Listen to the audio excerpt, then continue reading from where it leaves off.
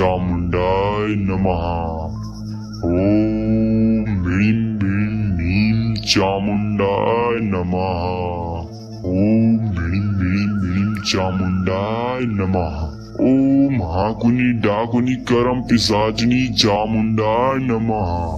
ओम हाकुनी डाकुनी करम पिशाचिनी चामुंडाय नमः। आखिरकार आज यह मेरी अमावस्या का दिन आ ही गया। आज कितने सालों बाद मेरी यह तपस्या पूर्ण रूप से सफल होने वाली है। इस खरगोश को मैं अपनी इस तंत्र विद्या शक्तियों से अपने वश में करके इस दुनिया में राज करूंगा। ओम ह्रीं ह्रीं ह्रीं चामुंडाय नमः। ओम ह्रीं ह्रीं चामुंडाय नमः।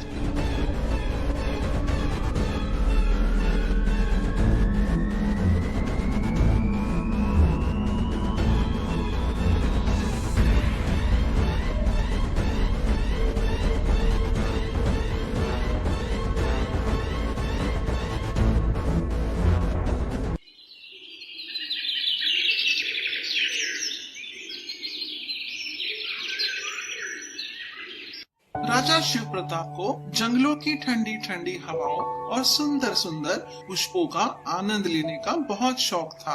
वो अक्सर जंगलों में खास इसी वजह से जाया करते थे। एक बार राजा शिव प्रताप अपने प्रिय घोड़े को लेकर जंगल में जा रहे थे। कुछ दूर जाने पर उन्हें एक कन्या की रोने की आवाज सुनाई पड़ती है। तभी राजा शिव प्रताप अपने घोड़े से उतरकर उस कन्या के पास जाते हैं। क्या हुआ कन्या, आप क्यों रो रही हो? बताइए मुझे। राजा साहब के इतना कहने पर उस कन्या ने राजा शिव प्रताप की तरफ देखा।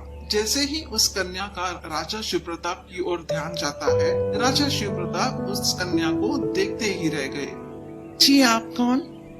जी मैं सोनपुर राज्य के राजा शिव प्रताप हूँ। जी मैं तो यूं ही जंगलों की सैर करने के लिए निकला था, तभी मैंने आपकी रोने की आवाज सुनकर यहाँ पर आया।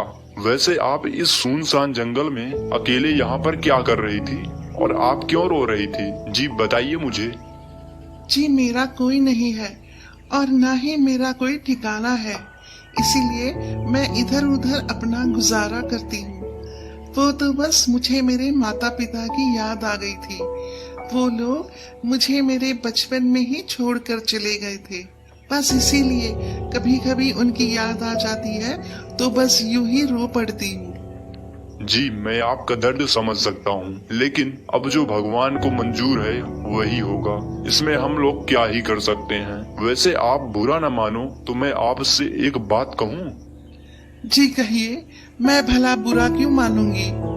जी आप मुझे बहुत पसंद हो। जी मैं आपको अपने राजमहल के रानी बनाना चाहता हूँ। क्या आप मुझसे विवाह कर सकती हो? जी मैं आपको पूरा जीवन खुश रखूंगा और आपको कभी भी निराश नहीं होने दूंगा। जी बोलिए, क्या आप मुझसे विवाह करने के लिए तैयार हैं? जी परंतु आप कहा अपने पूरे राज्य की राजकुमार और मैं कहा एक गरीब बिना माँ बाप की लड़की। जी मैं सभी लोगों को एक समान मानता हूँ। मुझे गरीब और अमीर से कोई दिलचस्पी नहीं है। जी बस आप हाँ कर दीजिए, मैं आपको पूरा जीवन अपनी रानी बनाकर रखूंगा। जी ठीक है, फिर जब आप मेरी हालतों को जानते हुए भी मुझसे विवाह करने के लिए तैयार है, तो मैं भला क्यों भगवान जैसे आदमी के साथ विवाह करने के लिए तैयार नहीं रहूंगी। जी मैं आपसे विवाह करने के लिए तैयार हूँ। फिर महाराज उस कन्या को लेकर महल में पहुँचे। तभी राजा शिव प्रताप जी अपने पूरे महल वासियों से कहते हैं, मेरे प्रिय महलवासियों, मैं आप लोगों को इन कन्या रूही के बारे में कुछ बताना चाहता हूँ। मैं रूही से बहुत प्रेम करता हूँ और अब मैं रूही से विवाह करना चाहता हूँ। जी आप लोगों से निवेदन है कि आप लोग मेरी और रूही के विवाह की तैयारियां कीजिए। हम लोग आज ही विवाह करेंगे। कुछ देर बाद विवाह की सारी तैयारियां हो जाती है। महाराज शिव प्रताप और अपने पूरे महल वासियों के उपस्थिति में महारानी रूही से विवाह करते हैं।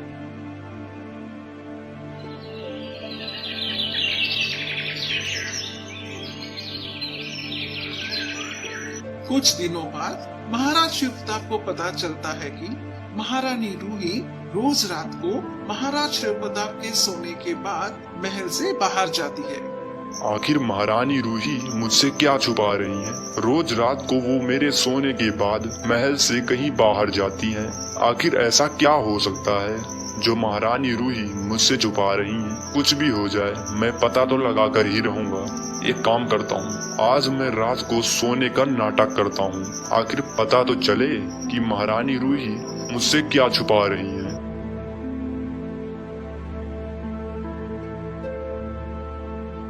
रात होते ही महाराज शिव प्रताप सोने का नाटक करते हैं।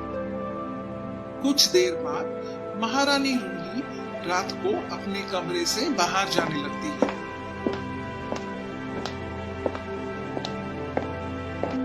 तभी महाराज शिव प्रताप चुपके से महारानी का पीछा करते हैं।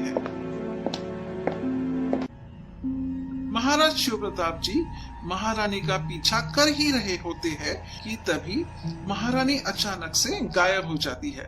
महाराज उसे ढूंढने लगते हैं और कुछ देर जाने पर देखते हैं कि महारानी एक इच्छाधारी नागिन के रूप में खड़ी है। तभी महाराज मन ही मन में सोचते हैं, ये कैसे हो सकता है? महारानी रूही एक इच्छाधारी नागिन के रूप में खड़ी है। एक काम करता हूँ, इस समय महारानी रूही से बात करना सही नहीं है। अभी मेरा यहाँ से जाना ही सही रहेगा। सुबह होते ही मैं महारानी रूही से बात करूँगा। महाराज को लगा कि महारानी रूही से बात करने का यह सही वक्त नहीं है, इसीलिए महाराज वहाँ से महल की ओर लौट जाते हैं।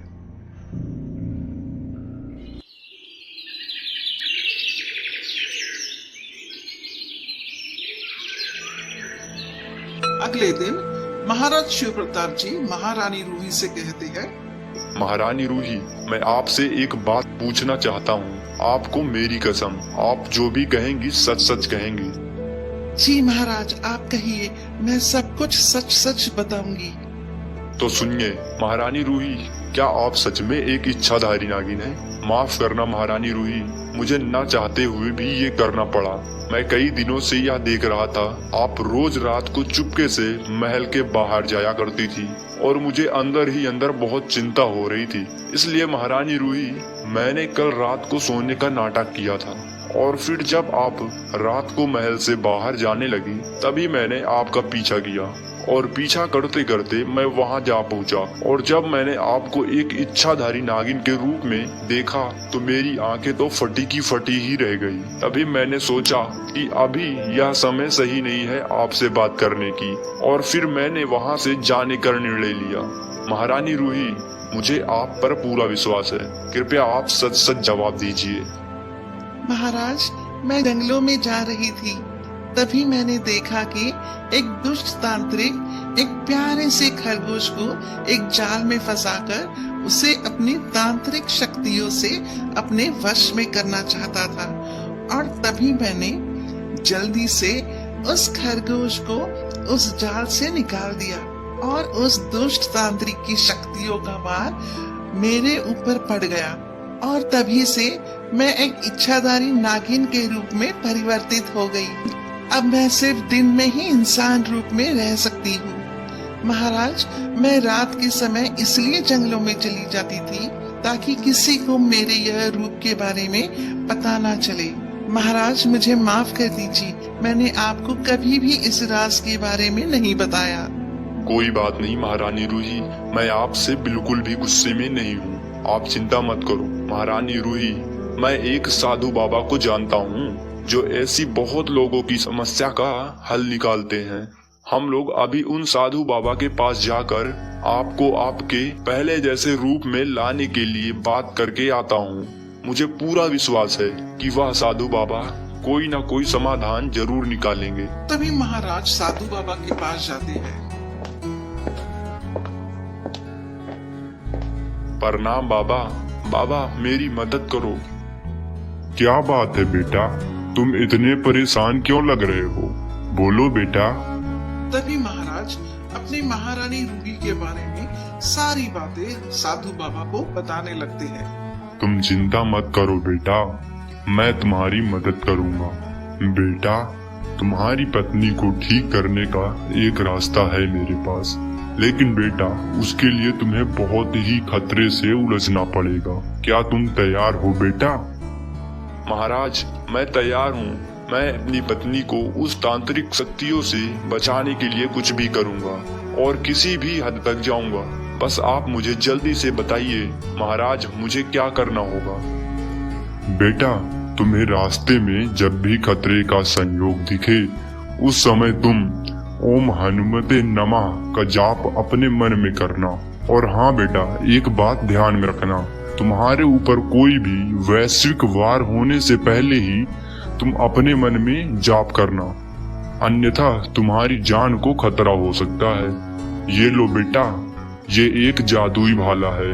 बेटा, तुम्हें वह तांत्रिक जहाँ भी दिखे, तुम जल्दी से ये भाला उसके सीने में दाग देना, जिससे वह तांत्रिक की मृत्यु हो जाएगी और फिर तुम्हारी पत्नी के ऊपर से उस तांत्रिक की सारी शक्तियां मुक्त हो जाएंगी। ठीक है महाराज, जैसा आपने कहा है मैं बिल्कुल वैसा ही करूंगा। ठीक है महाराज, तो आप मुझे आज्ञा दीजिए, अब मैं चलता हूँ। ऐसा कहकर महाराज वहाँ से निकल पड़े।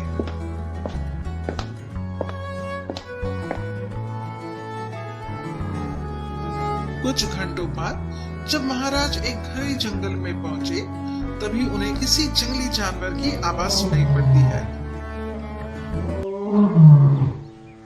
तभी महाराज की नजर एक खूंखार लकड़बग्घे के ऊपर पड़ती है, जो महाराज की ओर तेजी से बढ़ रहा होता है।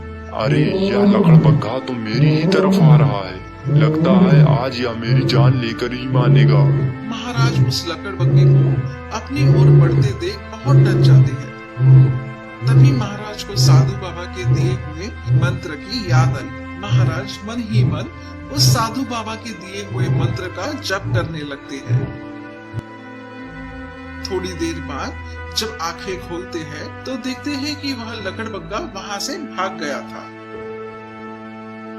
उफ, अच्छा हुआ साधु बाबा के दिए हुए मंत्र का जाप मैंने सही वक्त पर कर लिया, नहीं तो आज वह खूंखार लकड़बग्घा मुझे मार ही डालता। ऐसे कहकर महाराज शिव प्रताप जी वहां से आगे की ओर बढ़ते हैं। बहुत दूर जाने के बाद महाराज एक घने जंगल में पहुंचे।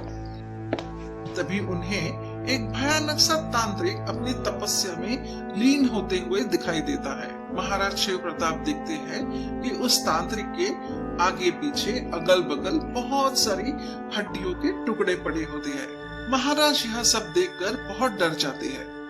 ये तांत्रिक तो बड़ा ही खतरनाक है। कुछ भी हो जाए, आज मैं इसका खेला खत्म करके ही रहूंगा। इस दुष्ट तांत्रिक ने पता नहीं कितने लोगों को अपने वश में कर रखा है।